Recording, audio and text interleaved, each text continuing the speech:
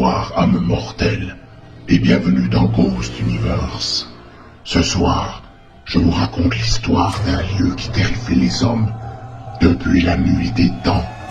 Un lieu de perdition, l'enfer de Dante.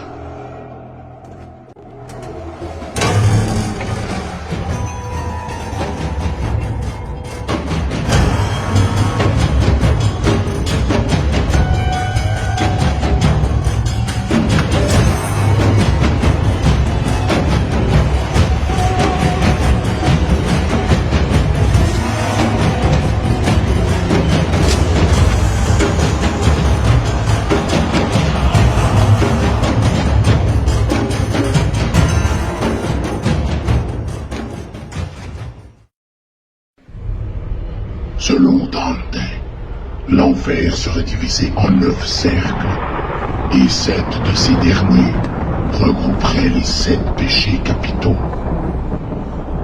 Le premier cercle serait les limbes, dans lequel se trouvent les personnes qui, n'ayant pas reçu le baptême, se trouvent privées de la foi et ne peuvent jouir de la vision de Dieu, mais ne sont pas néanmoins punis pour un quelconque péché.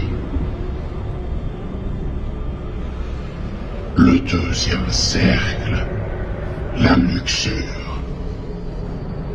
Minos se tient à l'entrée de ce cercle. Chaque âme damnée se présente devant lui afin de se confesser, et en fonction du péché, il envoie l'âme vers le lieu qui lui convient dans l'enfer.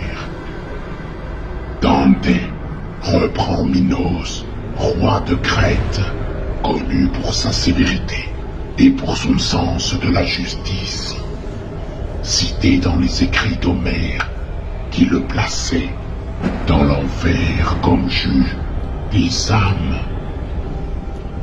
Troisième cercle, la gourmandise.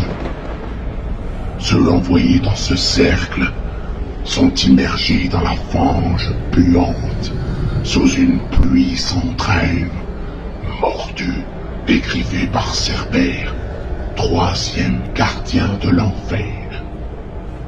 Cerbère était le fils d'Échidna, au corps de serpent et au visage de femme, et de Typhon, le serpent à plusieurs têtes, son frère, et Ordous, chien bicéphale chargé de la garde du bétail et du château de Guérillon. Dans la plupart des œuvres, il est représenté avec 3 têtes. Selon certains mythes, les 3 têtes voient et représentent respectivement le passé, le présent et le futur. Quatrième cercle, l'avarice. Les avares et les prodigues, divisés en 2 groupes destinés à s'affronter éternellement, en roulant des tas de pierres, tout autour d'un cercle. Cinquième cercle, la colère. Cercle du Styx dans les eaux boueuses, duquel sont punis les coléreux et les indifférents, qui rêvent maintenant de ne jamais être nés. Leur sort est de croupir immergés dans les eaux boueuses du Styx, sous les yeux de Phlégias, quatrième gardien de l'enfer. Phlégias est un personnage de la mythologie grecque. Il est le fils d'Arès et de Chryse, roi d'Élapite, souverain d'Orchomène. Apollon ayant séduit sa fille Coronis, Phlégias, fou de rage, incendia le temple du dieu. Celui-ci le tua et le condamna à l'enfer. Sixième cercle, l'hérésie. Là se dresse la cité de Dithée, dans lequel sont punis les pécheurs conscients de leurs péchés. Les âmes damnées y sont enterrées et brûlé dans un brasier sans fin pour l'éternité, sous l'œil avisé des Érinies, des déesses infernales.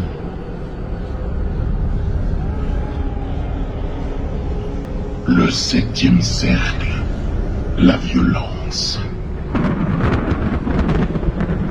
Le 7e cercle est un ravin escarpé et au fond duquel se trouve la 3e fleuve infernal, le Phléiéton, un fleuve de sang en ébullition où sont ébouillantés les damnés.